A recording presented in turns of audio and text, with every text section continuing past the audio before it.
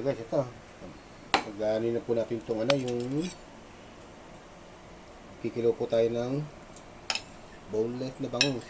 Yan po. Ngayon po natin itong luya. Luya, bawang, sibuyas,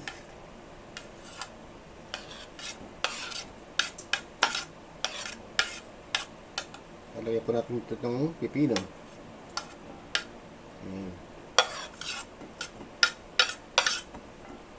Saka importante po itong siling natin, siling haba at saka siling labuyo.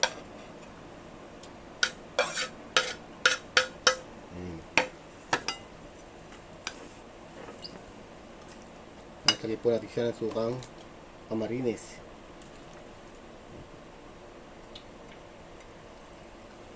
Ang konti lang po. Saka po itong kalamansi.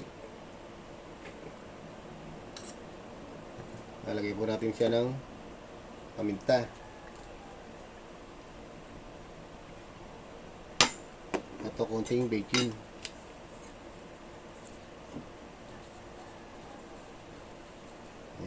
Haluin lang po natin yan para maluto po yung bangus sa suka. Yan.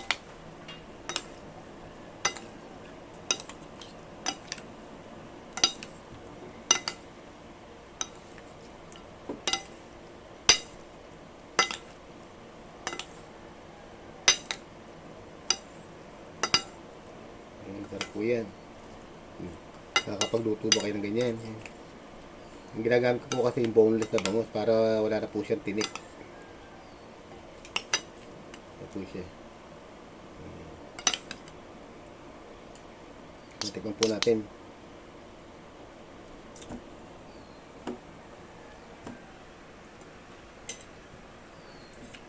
Sarap po. Ano po? Salamat po. Thanks for watching.